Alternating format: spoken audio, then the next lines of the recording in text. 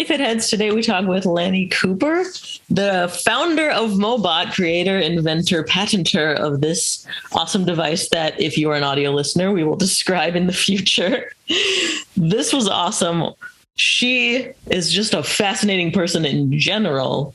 Max and I were just saying that we went all over the place on this one, and it's because she had so much to offer in so many different areas of wellness. Yeah, honestly, I came into this one thinking like, okay, foam roller, that's cool.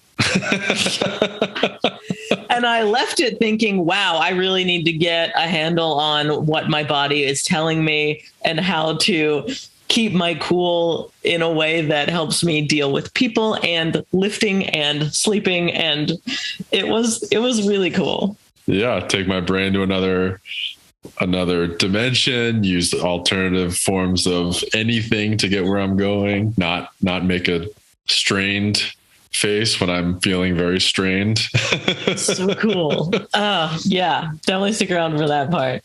And she hooked the Fitheads up. We have a link in the description if you want to get your own MOBOT. Go check it out on YouTube. Welcome to Total Fitheads. Serious fitness for not so serious people. Welcome, Lani. Thank you for joining us. Thank you for having me. It's so cool that we have met in person, just happened to be at the same event together, and then I pulled you into this. Ha! Yeah, that was fun. I think we bonded over a cryo bath, right, at first, and sauna. Yeah. I wanted to talk to you about that, too, because you were in the sauna talking about transcendent experiences, and I'm like, okay, well, I'm just hot, so. Hot mess. Oh, gosh. I wish someone should walk around and record some of the shit now. I'd hear it back and be like, oh, God, I need to stop talking.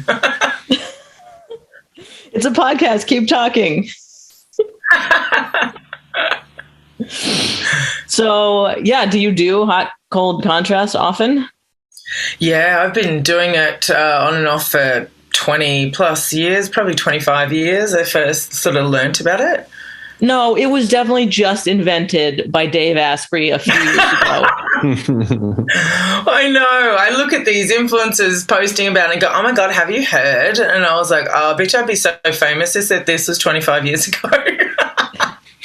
Have you guys heard about interval training?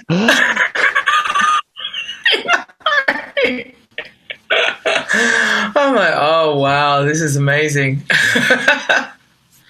Wow, that's quite a history already. Let's just get a background for the Fitheads about your origin story, where you came from and what you're doing now. From Australia, and grew up playing all kinds of crazy sports that lead to lots of injuries because we're nuts, so they say. Don't believe everything you hear about us. Trying to change it, but we are crazy.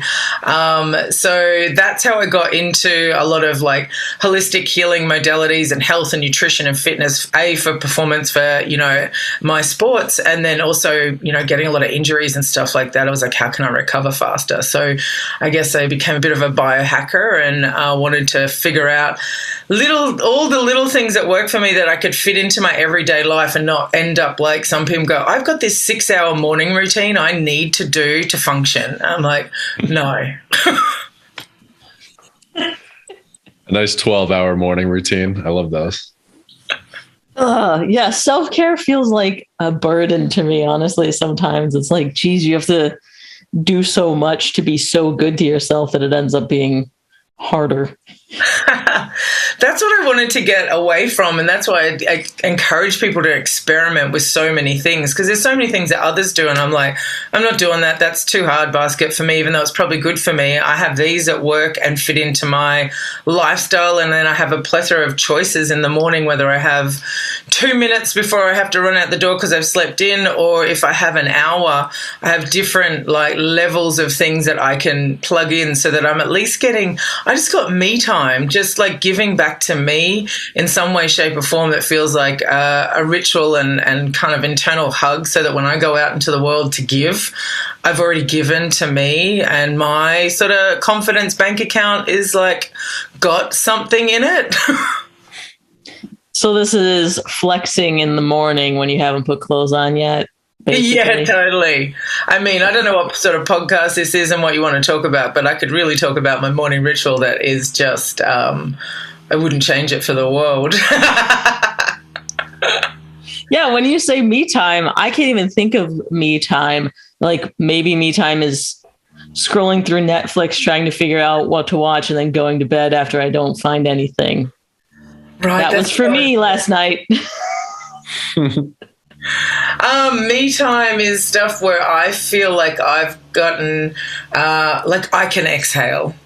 I feel like relieved and just go, okay, whether it was read a bit of a book, read something, learn something, whether it is on Instagram or through a book or whatever, or have something that I love, whether it's like Jenny's ice cream or water, like whatever it is, have that balance of things that you just feel your shoulders drop and go, okay, that's it.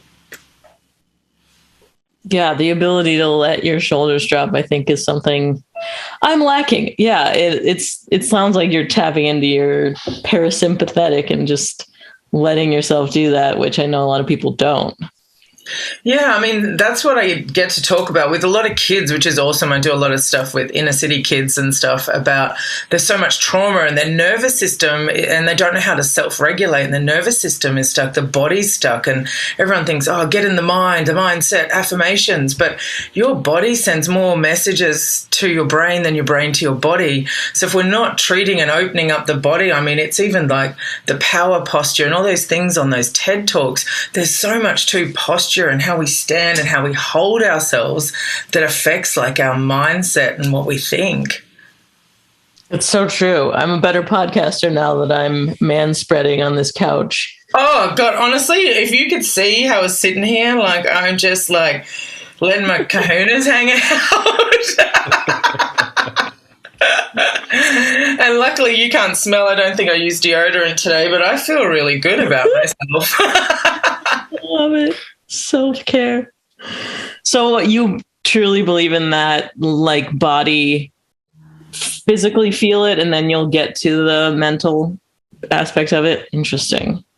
100%. And like I got like a lot of feedback from clients, whether they're athletes or coming through, you know, rehabilitation situations and stuff. So I always saw it, had it for myself to a certain level. And then when I had my major TBI several years ago, that's when I knew it for sure, because I didn't have a memory. I didn't have anything. I only had my body. And then as it was all coming back, my body has reactions that I still don't have a memory for. It's crazy. Wow. Yeah, that is nuts. Can we unpack that a little? Sure. Let me just get my tissues. No, I'm good now. You didn't want to be my first podcast coming out of my brain injury. I think that one got deleted. Yeah, I mean, I can't imagine. Yeah, I mean, I couldn't until I went through it. I'd had some head knocks and concussions growing up. I did a lot of barefoot water skiing and rugby and things like that, so it led to hitting my head a lot, but nothing like that. And then I was playing touch rugby on the beach with the boys down here in Santa Monica, and one guy just took it a little seriously and just laid me out, and I was pretty much a functioning vegetable, I guess, for about 2 or 3 years. And so lost everything: memory, cognitive, speech, some hearing, some eyesight, all the fun stuff that you know just don't need to function in society. Jeez. I was Dory. 3 years. Yeah, to a full functioning, more can like in society, return to my job, return to everything. I would say 6-month mark, I started making a recovery where I could not have maybe a full-time carer and could go out in public. But I would say it was 18 months before I could really do anything semi, I guess, normal. Yeah, it was Did the doctors say that? What was that process like, or what happened? Oh, my goodness. No, the doctors said it would be a minimum 2 years for recovery is what I was looking at. We'd probably need a full-time carer and obviously a lot of rehabilitation. And so it was about that happened in 2016. And then, so it's fairly recent. My doctors are just like, I don't even know who and how you are. And I worked very hard for it. And I know there's a lot of people out there working hard and going through a lot of this stuff as well. Like the TBIs is something that, it actually kills a lot more people than anyone talk about. It's not just athletes hitting their head. And I think I can't remember, it's millions that are reported each year and hundreds of thousands die from it, from not getting the right treatment. But that's only the ones that are reported. Some people just go to the doctor with symptoms that sound similar to, depression, fatigue, burnout, and get given antidepressants instead of going and, doing a brain check. So I'm a big advocate for, there's really no function without a healthy brain. So anything that you eat or have or do that's helping your brain, there's no amount of NLP, hypnosis, mindset, affirmations that can overpower an unhealthy brain. Yeah. Is that like a diet thing that you think about too? I'm going to eat this specific thing because it fuels you better. Definitely. It was something I had to look at because the inflammation was out of control. So your second brain is your gut. Gosh, the implications and the issues I had with my body, my digestion and everything, because my brain was out, and everything we had to work through over years to get it back on track was a lot. So I mean, a lot of mushrooms and everything for the brain. NAD. I used a lot of essential oils to train my brain to get memories again, and so with a certain oil to try and use that oil when I was doing a certain thing. So then I smelt that oil and the olfactory senses and stuff. That's amazing. A hyperbaric oxygen therapy, cryo, neurofeedback. I tell people I've seen more shamans than the Kardashians have taken selfies now. I'm a big shaman fan.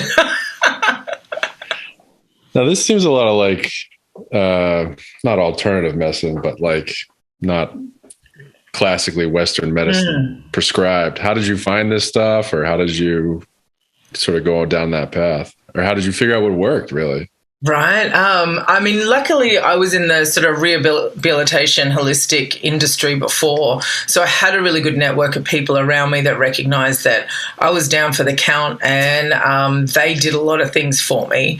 I don't remember, but I thank them very much. I wouldn't be here without them. They put a hyperbaric oxygen chamber in my room and would lock me in it for hours a day. There would be a note on there because I would forget. There'd be a note on there explaining, don't panic, don't get out quick, this is why you're meant to be in here, that sort of thing. I had a lot of doctors do a lot of work for me. I grew up with a dad that was really sick and a lot of Western medicine stuff that I never saw any positive results from. We were in and out of hospitals. I was seeing him on medication after medication. So I think the implication of seeing that, then what I went through as a teenager, I was like, I'm not going down that path. So I went down the opposite path. And what I noticed when I went into rehab for this injury, a lot of people were being prescribed antidepressants and things like that, because you are out for the count. You are gone, you are depressed, you are all kinds of things. And they seem to get better faster than me. I was so frustrated, but I'm not one to give up or quit. And I just had a gut feeling that the brain just needs time to heal. It is inflamed, it's upset, it's damaged. Giving it fake neurotransmitters and things like that to pep it up when it's not ready isn't going to last. And so, it was about 18 months later where I finally started to hit a peak and started to get better, and they started to decline and were trying to come off the antidepressants. But the underlying healing hadn't happened. So they were actually prolonged their healing beyond mine, whereas mine was absolutely challenging and so hard in the first 18 months. But getting through that, I've excelled so much in the last few years as opposed to the ones that took the medication. And there's no like me putting anything down or judging anything. It was just my observation, what worked for me, and what I saw. Yeah, it feels like a general life lesson that if you're gonna ease the suffering, it's gonna last longer, right? If there's no you have to go through it, not around it, right? So then you just took it head on. Yeah, there's no magic pill. And I mean, I'm still a big believer in, things happening for a reason and what are we to learn from it, and like going back to like trauma and self-regulating in the body. I mean, it could have been that I'd had so many small enough knocks back in the day. This was a big enough knock to take me out. Even though it was a big hit, I could have had, some pre-existing stuff that I wasn't looking at and I didn't know about. And the same for sort of any other injury or illness we get. For me, I'm alwaalways like, what's underlying? What are we thinking? What are we saying? What are we doing? What happened to us to have it go that way? Because people go, oh, I just busted my ankle for no reason. I was walking out the door. But like, you're probably dehydrated. You haven't been stretching. You just decided all of a sudden to go for a 10K run because you met a girl, and now you've got an injury and you think it comes from nowhere, mate. Right. Yeah, it is interesting thinking about it as a compounding thing versus that one acute stress. Yeah. You had mentioned before we started, were we already recording, that you're into lifting weights? Oh, I love powerlifting, weightlifting, like heavy, come at me. This seems counter to what I expected because I did read you are a yoga instructor. 100%. I know, I think it does, but those two go really well together. I mean, my flexibility allows me to get, lower in a squat or a snatch or anything like that. And I honestly believe being more flexible is worse for you than being less flexible. Even though I am all about people being flexible, I actually feel like I had more issues when I was hyper flexible than I was when I was able to combine the both. Funny story though, when I was in Thailand teaching yoga, but also doing a lot of weightlifting and stuff like that, loved it.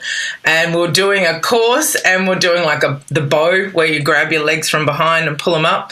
And the Thai lady's come in and she's just started slapping my ass and she's like, too much meat, because I couldn't get my legs further up.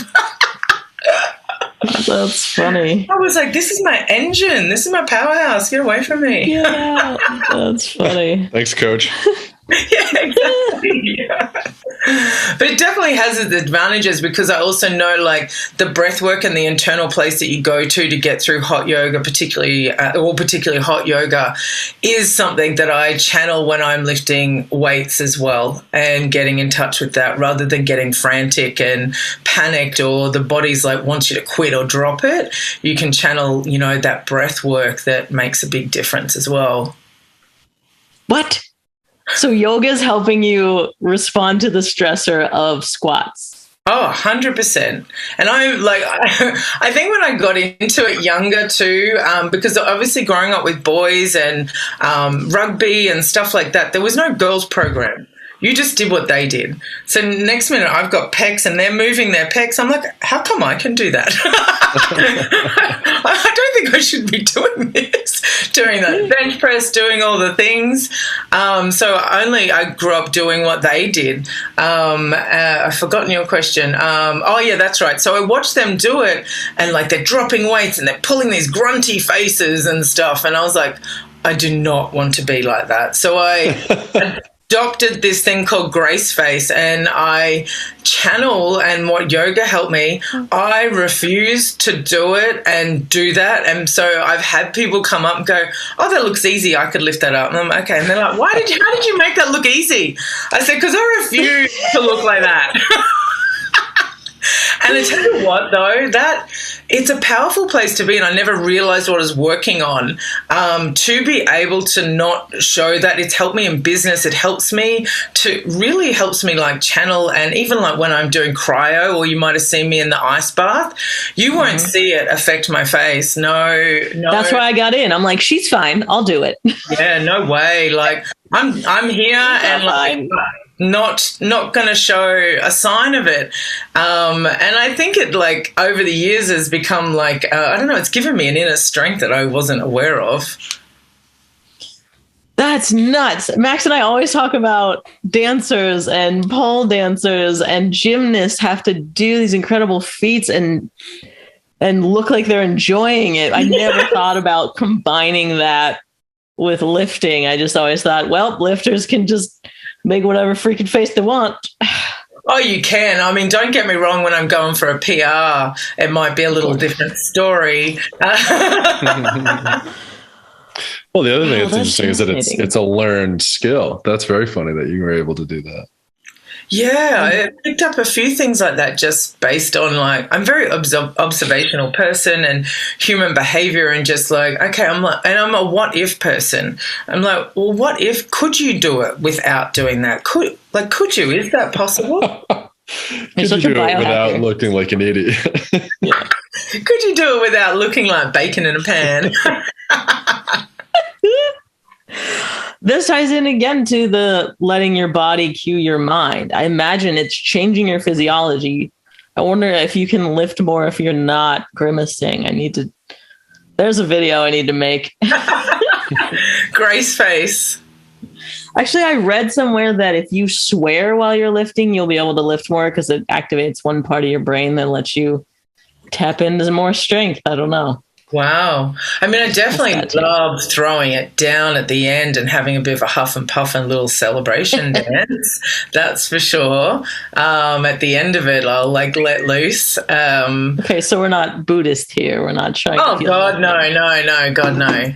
And sometimes, I'm competitive and I'm very competitive and competitive with myself in the sense that I'll see someone else doing it and I'm like, okay, all right, I need to do it for myself on things like that. But I also like to trick some cocky people into thinking that they can do it and making it look a little bit more graceful if I can. Because I had to do this for my brothers. So like Australia is there's like a tall poppy thing for like achieving things. I don't know if you've heard it, crabs in the bucket, pull you back down type stuff. Very big in Australia and New Zealand and probably England as well. That's what we love about coming to America. Everyone's just like, you can do it. And I'm like, okay, can I? Really? Thank you. Whereas at home, it's like, no, you can't. You shouldn't. Don't outgrow everyone else. And then there's even another level for women. And so if you're showing that you can't handle it or whatever, you can't compete, you won't be allowed in the group and in the circle and to step up those levels. And I only grew up with boys and I love to compete and they set a high bar. So I'm always pushing myself to them and doing that. So I had to kind of make it look as if it was easy so they could be like, okay, all right, you can come. Interesting that you see it as a cultural difference too. Oh, it totally is. Like the first time I met a couple of Americans that I hung out with in Thailand and they're being so goddamn positive. And I was like, is everyone like this? And they're like, yeah, what do you mean? I went, you can do it, go for it. And they're like, yeah. I went, all right, I'm coming over. And then you made the American MOBOT. There we are. America. Interesting. Yeah, I've not heard that. Crabs in the bucket. What is that? Yeah, so the analogy, because it's called tall poppies. So like poppies don't outgrow each other and they stay the same height. So that's what it's called in Australia, and like it's literally a syndrome. And so the comparison is when crabs are trying to get out of a bucket, the others will try and pull them down. So it's very hard to succeed and outgrow. And so a lot of Australians will leave and go to England, America, wherever, have their success.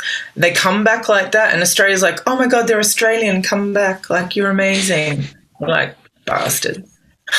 Interesting. Is it like a we're all in this together cultural thing, or is it really like come back into the bucket, we're crabs here kind of thing? No, I think it's an all in this together. If you think about like our history and stuff, going from a penal colony to a nation and all the wars that they were in together and fighting together, and mateship is so strong down there. I think it's a very much like our history of having to stick together, to grow and I guess get away from being a penal colony. Yeah, right. Interesting. A whole bunch of criminals escaping. Sorry, we're losing connection. Are you there? Yes. Okay, got it. You mentioned something earlier that I want to go back to. Mushrooms. I keep hearing about them. Max and I keep bringing on people that are like, "Hey, have you heard of mushrooms?" And tell us about it. Oh, love them. Everyone should be on them. I think if everyone was on them, we'd have world peace. Just even just for my injury. So I got yeah, portobellos for sure. I mean, even like the adaptogens of cordyceps and lion's mane and all of those. I took a lot of those in the beginning of my injury, like those supplements as well. But the psilocybin is a game changer, particularly for the brain and lifting off layers and opening up your awareness and connection and just getting that creativity and that visualization side of it, because I lost a lot of that. I was such a creative visualizer before, and so it definitely helped bring a lot of that back. And I found it has helped me be more grounded in my body. Having such a traumatic injury, I wasn't in my body. I wasn't connected in my body. So I felt really grounded in my body and quite calm, like very calm. Interesting that someone who hasn't had a brain injury, I feel like the effects aren't as strong as what you dealt with, and so you would immediately see a response. It almost makes you. They definitely weren't immediate. Okay. Yeah, it wasn't immediate, and it was several times and lots of integration. So I do a lot of still journaling and integration and stuff like that to make sure I'm processing, and you get a lot of great ideas there and things like that.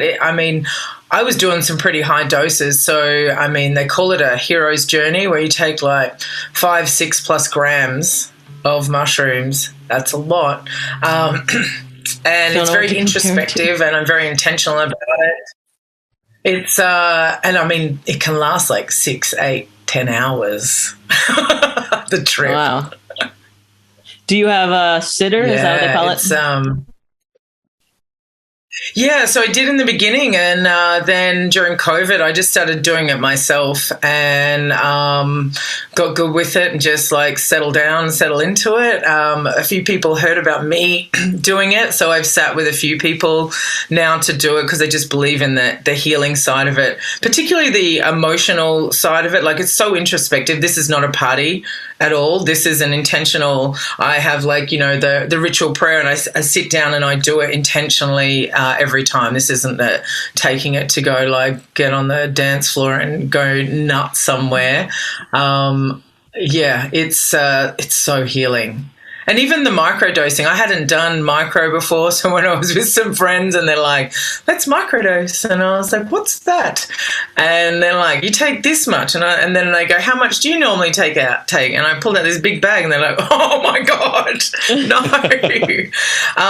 But it just, the micro for me is just puts a nice, when you change your screen or you clean your screen and it brightens up, a little bit just does that. It's really, really nice. I feel like it helps you handle certain stressful situations that are coming up.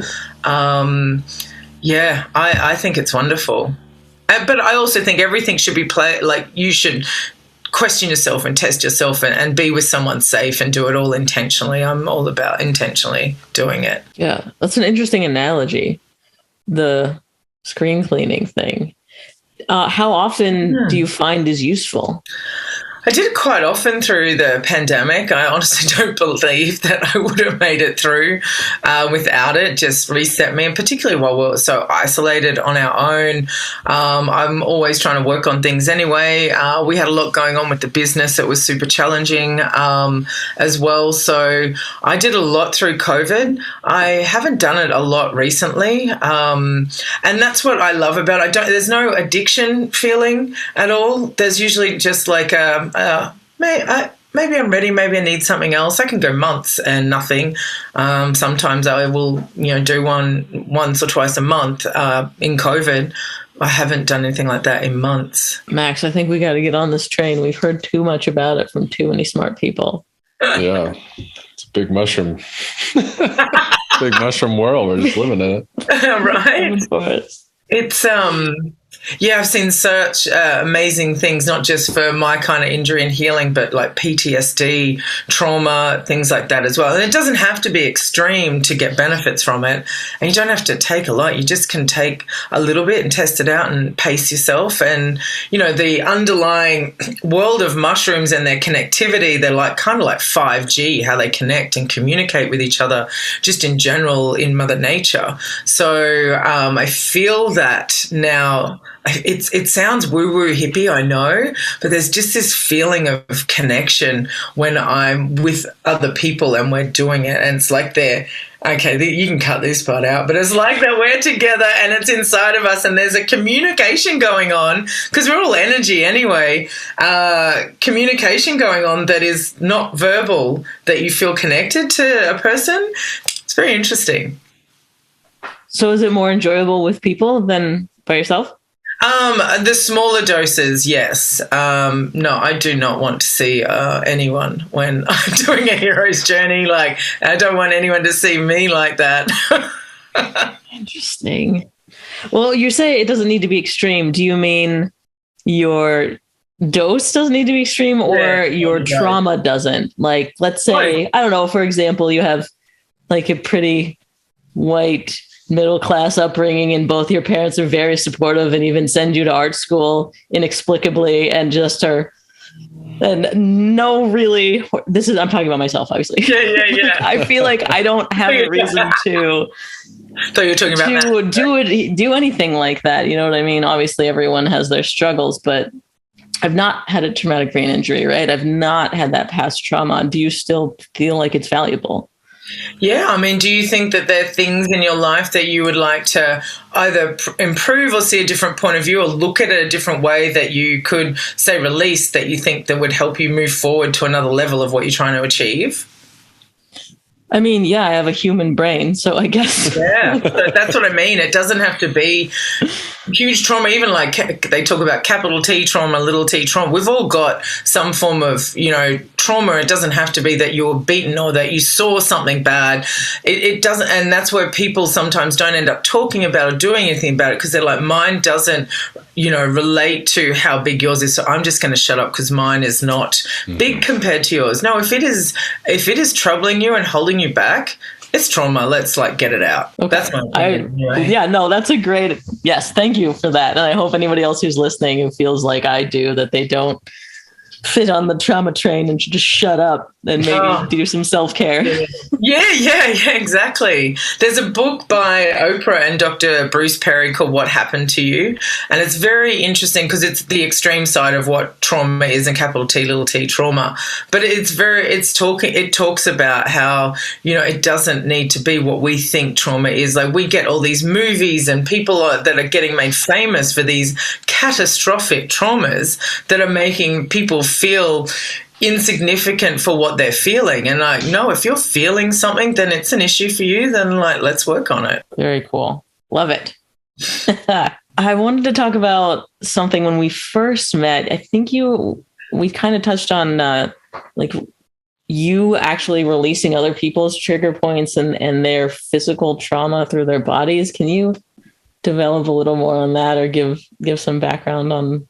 Oh, gosh, yes. And that was many years ago in a wonderful place in Asia where there's no one there to tell you that you can't like not try it. That's what I loved about working over there is there was a lot of people trying like a lot of, Eastern experimental things to, cure cancer and or heal cancer or something like that. And where they couldn't practice in their own country. So I was very lucky to be around people that, when you're a high performance athlete or a desk store, those two things, you'll do anything to get better.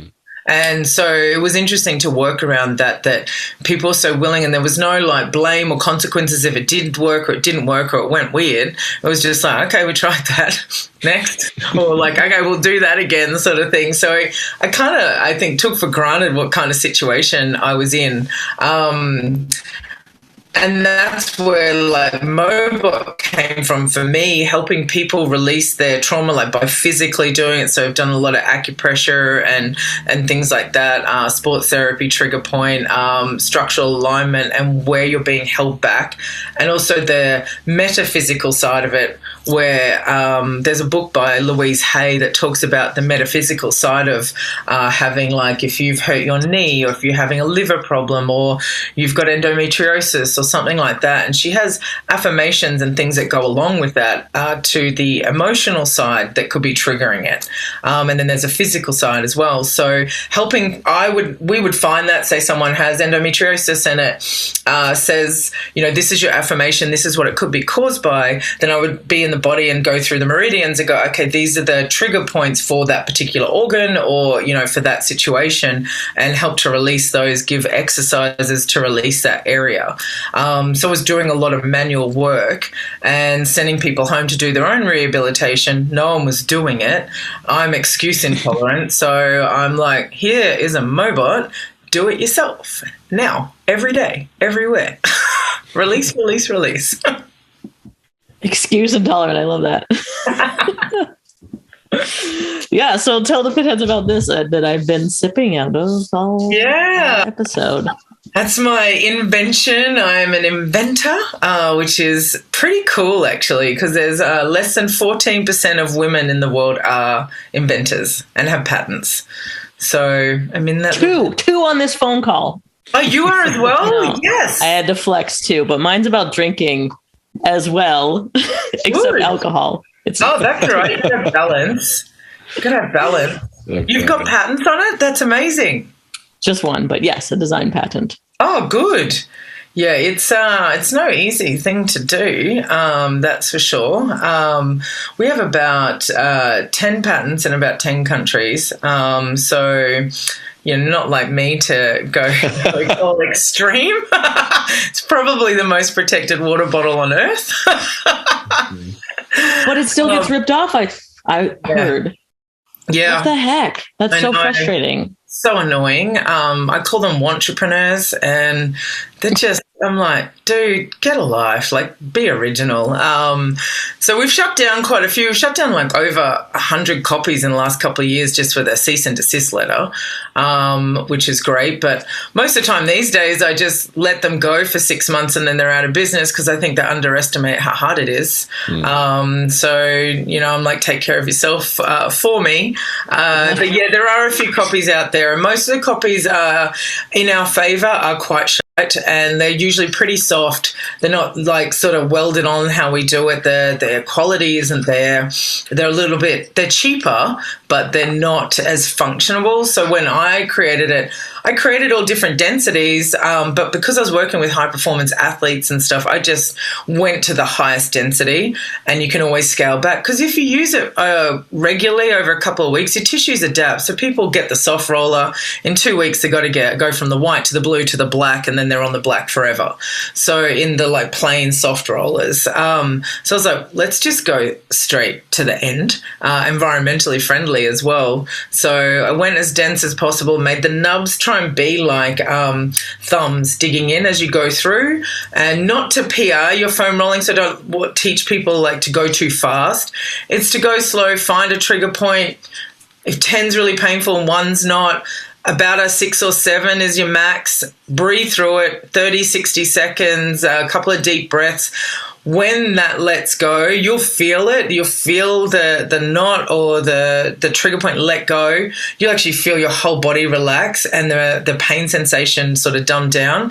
Then move on to the next section. That's what's going to help with, range of motion, releasing trauma. Some people, when I teach a lot of these classes, cry and have releases and they don't know why. And I'm like, you don't need to know why. The body is just letting go, let go. And so my, mission is to have more people doing that themselves and doing the self-regulating, self-healing more often, to help more bodies and world peace.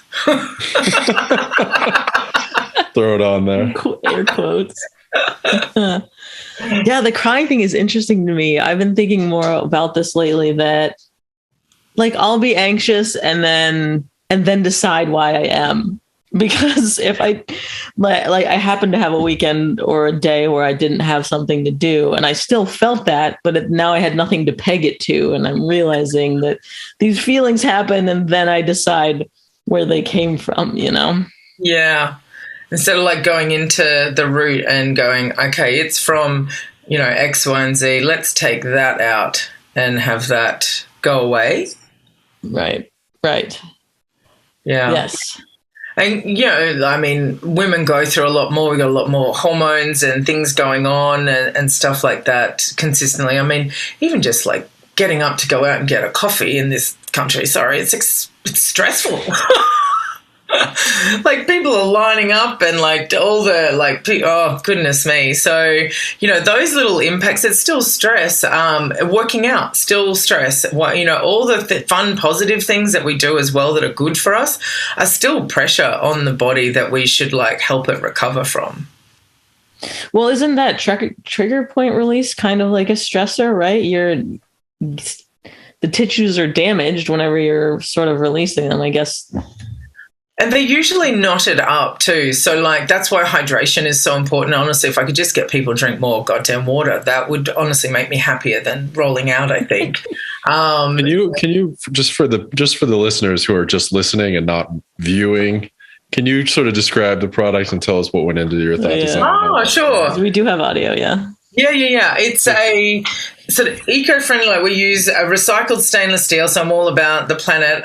Eco-friendly water bottle. There's a 40 ounce, which is the Big Bertha. It's the big puppy. And then there's a middle size. It's 27 ounce Grace. And then a small one that's Firecracker is 18 ounce.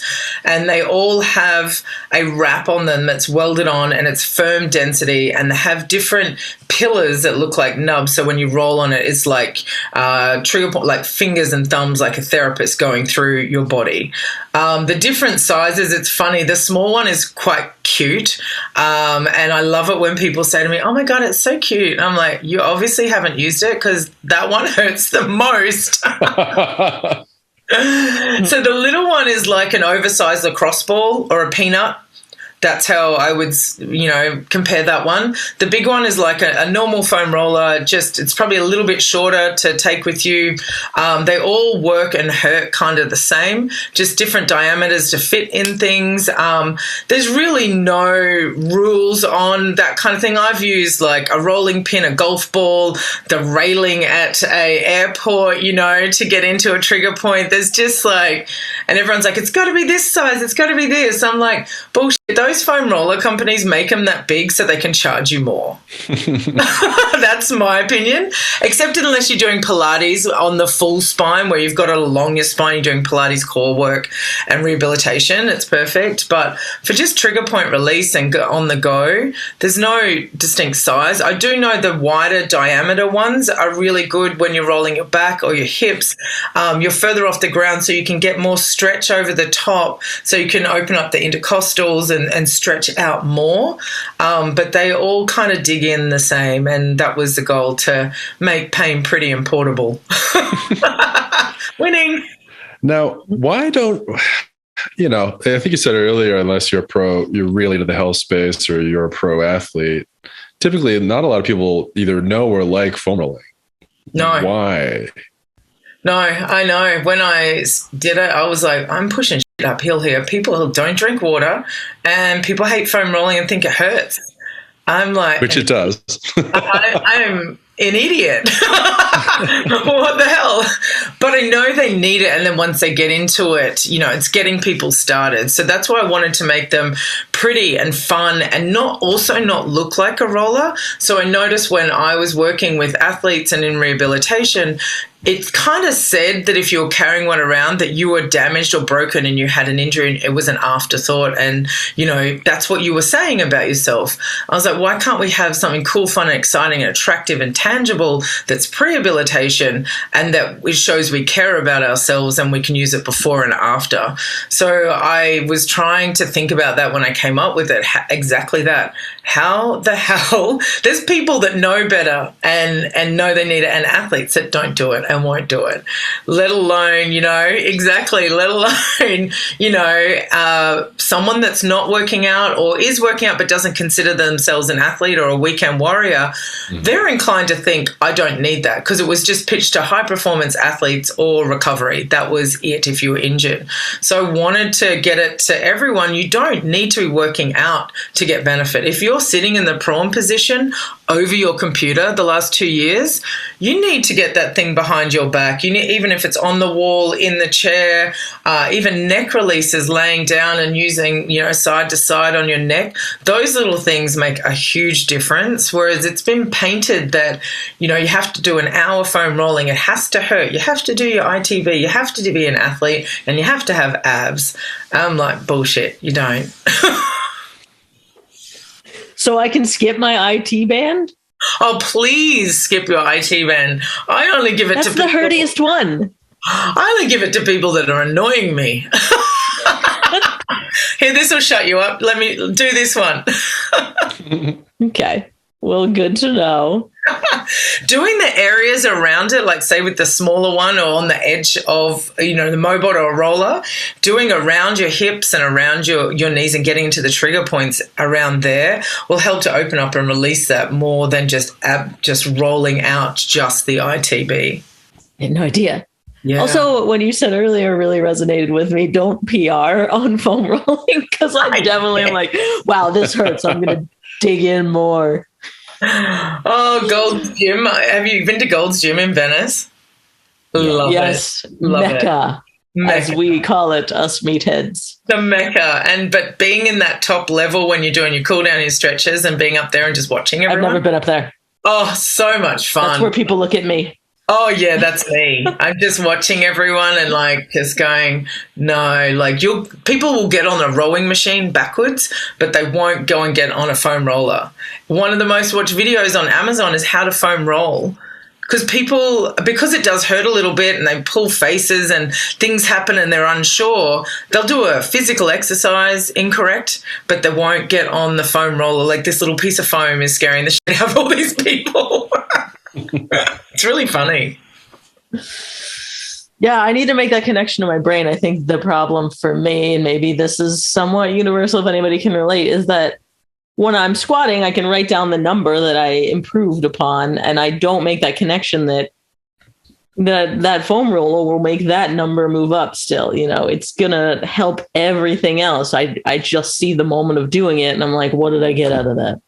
Well, because lifting and PRing and getting heavier and stuff, it's exciting. We've been taught to that's achievement, that's success.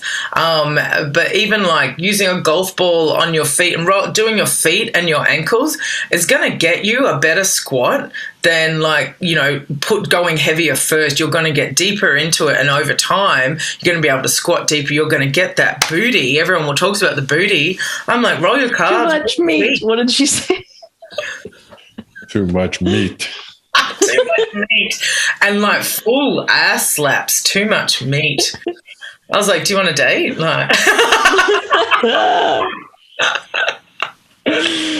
Love it. But yeah, so like I was saying, I just need to make that connection that it really is on the same goals that I have when I'm lifting. It's just that connection does not exist here yet.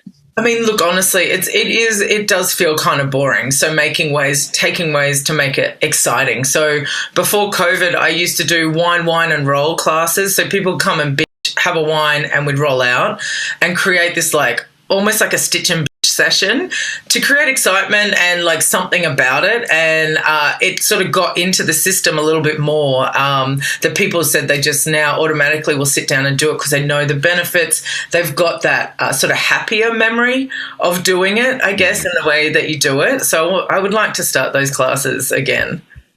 Oh, I'm there. No question. Do you have a foam roller routine, or do I focus on my hammies today and quads tomorrow, or how do I do that? I mean, sometimes it can be sport and exercise specific too. I'm not a big believer in doing too deep a release beforehand because you could get into that kind of relaxed, I'm just chill, I've had a massage where, you know, it releases everything. You're just like, I'm too chill. But doing the spot not releases here and there. For me personally, yeah, I definitely do have ones that work, that I know work for me. And that's what I love about my classes. Like I start out in a routine and show people, and then I give them, I'm like, go anywhere. What are you feeling? Go. And by the end of it, I think it would stress any OCD person out if they came to my class. There is people rolling all over the place, inner thighs, this and that, like blah, blah, blah, chatting away. I'm like, no, this is cool. Because we've all got something a little bit different where I can show the start of it and the basics of how to dig in deeper or stretch with it or whatever. But it's going to be up to you. And what I've found when I worked with athletes that knew better, that didn't do it, and the ones that did do it while they were performing with their rugby, whatever they were, you can't avoid injuries when you want to perform and you're trying to get better all the time, but you can get better faster, and you know your body. The person that knows their body and knows if they feel something when you're going through a workout, you feel something, you know what that means, and your body's talking to you and you can hear it, you're going to pull back and you're going to be able to redirect yourself because you've got in touch, you've taken those times to get in touch with it. And not only that, when you do it, your body starts to trust you, because we tense up when we do all these things and go at our body hard. Whereas when you're doing something to kind of, soothe and calm and self-regulate, the nervous system is just like, oh, okay, I see what we're doing. I trust you. It's a similar memory to building muscle, that it's got that calm mechanism built into it. And it starts to trust you in a different way. And then you start to hear it in a different way. And I just realize I'm sounding like a crazy mushroom lady right now. That's why we booked you. I'm glad no one can see us. I'm like, oh my God, I'm just saw myself on some hippity-dippity fucking thing. Oh, sorry. Quite all right.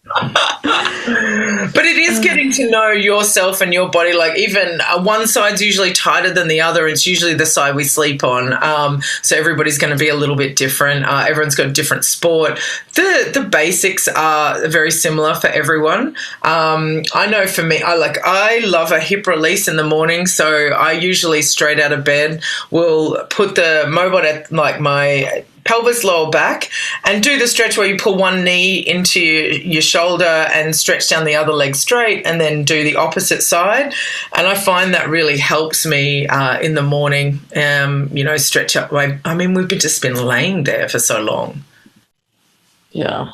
So when you're teaching these classes, then is there a mental element to it too? I was just assuming you're like, this is how you do it.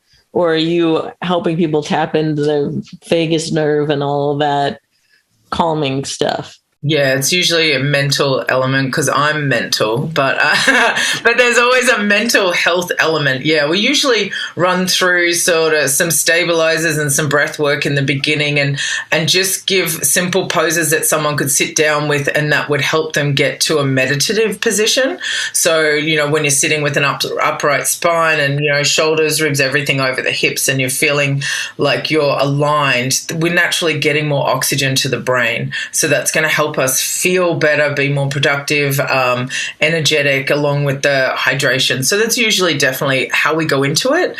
When I do the women's groups, it's definitely more open to conversation because we love and know that we need to talk to express as well. So it's interesting how when there's body work being done, it'll be a bit quiet. Everyone looks at me weird in the beginning. They're like, this chick is nuts. And then, sort of as we're going through it, they're all like chitty-chatty, like chatty Cathys, and they're all best friends and exchanging numbers and Instagrams by the end, and they're all leaving with this like beautiful Botox face. And I'm like, oh, you're welcome, bye. No one knows what happened. They finished the bottle, obviously. Yes, exactly. So yeah, I do go that way. When I'm doing like working with athletes and doing a lot of high performance athletes, it'll be more strategic on trying to work with, sport specific ones for them. With smaller groups, I definitely go into the mental health and release and breath work, because I think it's super important to connect mind and body. And even though athletes need it, when I've got a big group, like, I've done like a couple of hundred people and I'm on a microphone and I'm like literally yelling at them, it's a little bit more sports performance based than it is like hippity dippity. Yeah, you can tell how sport something is by if they have one of those microphones, like the Britney Spears microphone. You know what I mean? That's the more microphone, the more sport. Oh, totally. They tried to give me one the other week. They're like, "You're speaking, you're teaching." I was like, that wasn't in the memo. And like, I'm trying to put it over my head. And I was like, oh, and then that was on. And I was like, can I swear? First question I ask. Hot mic. That's funny. Is this every day? I'm assuming you do it every day. Do you suggest that for other people too? Rolling out? Yeah. Yeah, I do. And like, and it could be a spot one. Like the other day I was in traffic a lot, and like maybe I can or can't say it, I don't know. But the little firecracker one, I put behind my shoulder blades in the cart. And when it's behind you in a seat or against a wall, you've got to push your body back up against it. So you're holding it there, and there's just a release that happens when you're like aligned and you're holding it there, and you'll find your shoulders just drop. If you put it behind the couch with you now and put it between your shoulder blades and then just little rock side to side and put it there, and you like sit up straight, you'll find see, you're in a good posture position immediately, and your shoulders went straight back. Yeah, I mean, before I was basically Mr. Burns, which is what I do all day, every day. But you do that like this. Yeah, you've got to hold it there, and then a lot of people work like that. I've use it in the car, or when you're at the chiropractor and they use those wedges to like even out your hips and things like that. I usually will wedge one underneath like one butt cheek. Same with when I'm on a plane, I'll put one under my hips or behind my neck and things like that. Just also that sensation. Similar to like if you get a pain in the stomach, first thing you do is you put your hands there. So it's a similar sensation when there's that sensory of something there. The body sends awareness and attention there. And it's like, okay, all right, what's this? What's going on? We learn and take in from so many different ways. So that somatic kind of therapy on the go. So yeah, I probably don't get down and do like a big session, but like I was in the car a lot the other day, so I did that. I think it's the little things that we do often that make the biggest difference, not going, I do it 1 hour a week on Sunday on my, that sort of thing. I'm not a big fan of that kind of thing. Which is too bad, because that's my preference. Get it all in on the one day. I did 6 hours on Sunday. I don't have to do it for 4 weeks. I'll just do like a 40-hour workout once. Right. I even do that with eating every day. I'll just have one big breakfast and then go to bed. Yeah, exactly. It's been a big day. Done for the day. Because even the simple thing of like that, and I don't know if I mentioned this already, the body can't do two things at once. It can't be in physical pain and emotional pain.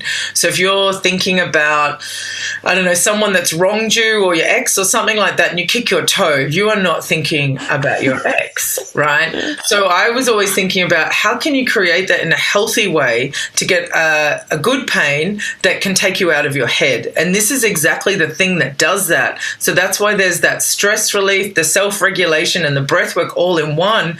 You're getting out of your head, and the more often that you do that becomes a practice and a ritual of getting out of your head and being present, and that's like life-changing. Whoa. Yeah, this feels way powerful. I know, I'm just usually thought of as a crazy lady with the bottle, but I'm like, it's more than a bottle, I promise. I'm taking this on planes with me now because you mentioned that. I think this is just a short person problem, but planes feel like they're just shoving my head forward. Oh, they are. They are. I'm like in a C shape. It forces me to Mr. Burns. I thought it was just me, but if you're agreeing, thank you. Yeah, no, it's not good. I was a flight attendant for years for Qantas.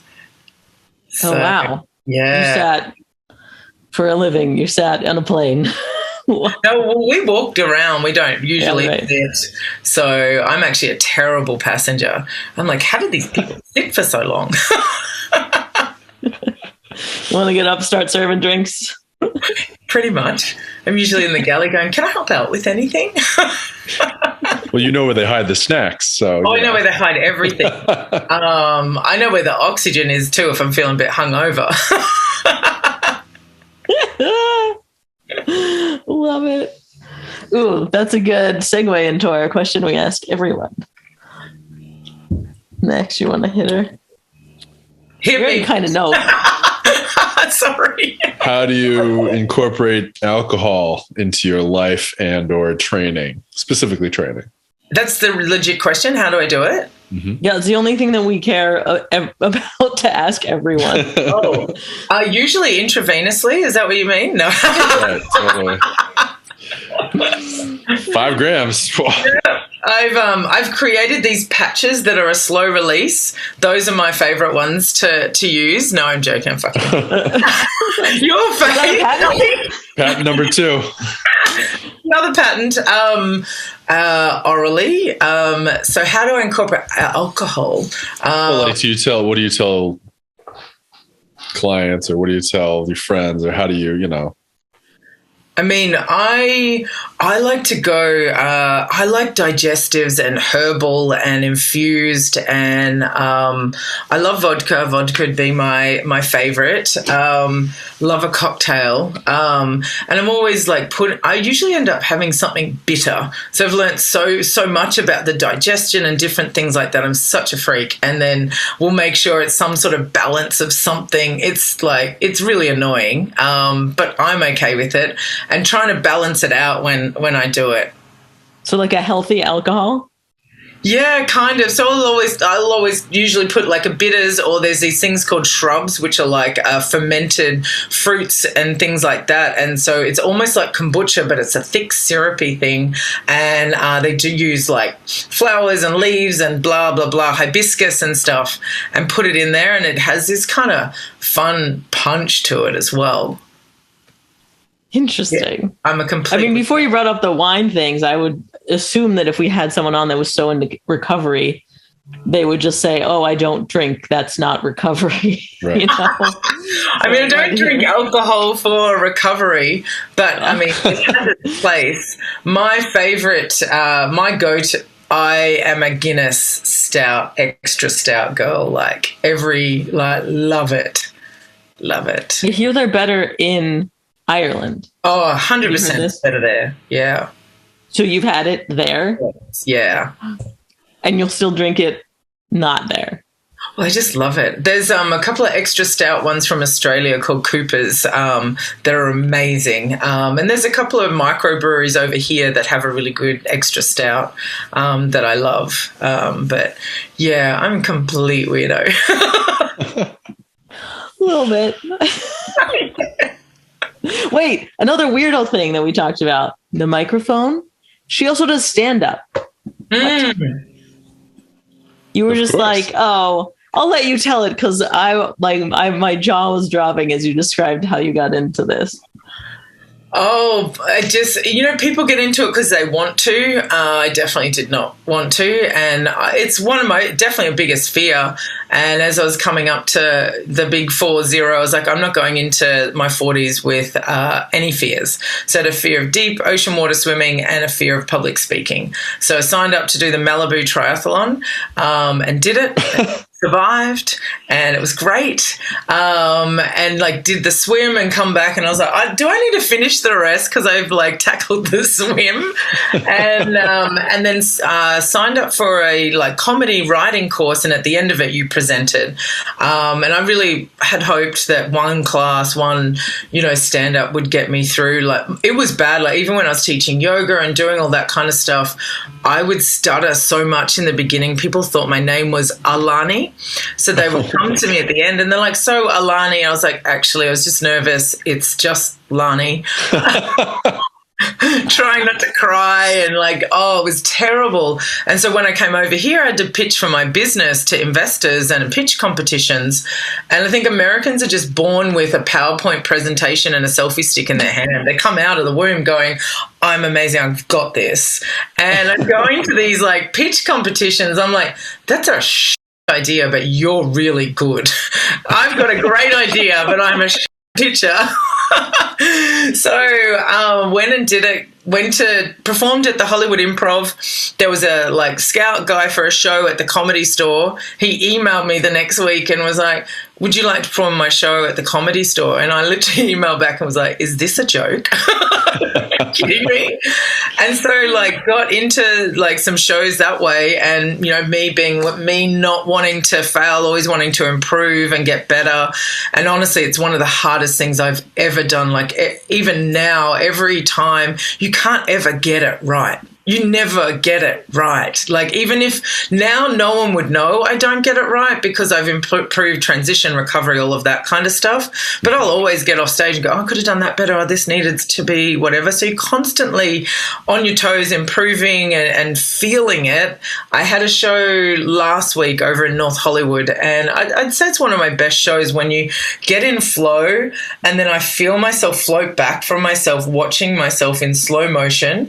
And it was just like, it was an out-of-body experience. And then I came off and I had no adrenaline. Like I wasn't shaking like I normally am. Normally I can go out all night just on that. And I was like, wow, okay, I think I'm ready to step up and try more. But it's been years, on and off for years. I think everybody should try it. Like, I love it. Like, I help people write and encourage them go to open mics. It's life-changing. That's so nuts. And such an awesome testament to you leaning into the discomfort. Holy crap. Right. You're like, that's terrifying. So it's exactly what I need to be doing. What the heck? That you just like sum me up. Yep. That's terrifying. You can't do it. I can't. I'm doing it. Let's do it. It'll look easy because I'm going to keep my grace face. Yes. Oh my God. Grace face during comedy when you're bombing. I would have to say it's virtually impossible. Like it's really tough. Harder than lifting. That's funny. Wow. Well, fascinating. And we have to go to a show now, Max. What the heck? Good. Yes. Let us know next time you're out in West Hollywood or what did you say? North Hollywood. Yeah. Yeah, I'm trying to get back to the West Side a bit more as well. It'll be definitely a different side of me. I don't air publicly any of my comedy because it's like kind of real Lani and it's not professional Lani. And last week, one of my lawyers and person on the board was in the front and I didn't know. And I got up on stage and I was in my head, I was like, that's my lawyer. Oh my God. Like, can I get in trouble for this? And then I did the show and I came out and I was like, oh my God, I didn't see you sitting there. And I was like, what did you think? That's a different side of me. And she goes, kind of thought that kind of stuff was in there. She knew. Yeah, maybe it's not quite the state secret that you might think it is. No, some of them were like, is that true, Lani? I was like, yeah, it's true. That's fun. Well, this has been awesome. Thank you so much for chatting with us. No, thank you. It was great. It was great to meet you at that event. The Poise event was great too. Yeah, and hopefully we will run into each other again soon. I'm still on my MOBOT right now. It's loving it. Yes, it's just comfortable. Body just goes, okay, cool, let's hang out. I know, I just sort of dealt with it. And this is definitely way better than the way I was sitting. Anyway, where can the Fitheads find you and all that you do online? Fitheads can find probably MOBOT Nation Instagram, and then in the bio is mine, Lani_Cooper, as a female founder, because, boobs have, weight literally these days. So let's use them to change the world. And MOBOT.com is where you can get a MOBOT. We're also Amazon, Neiman, Saks, Nordstrom, and in quite a few local gyms in LA and New York. Very cool. Nice. Okay, thank you again. And thank you to the Fitheads. Yes, thank you. And if you can rate and review on Apple Podcasts, that helps us out a whole lot. And we will see you next week.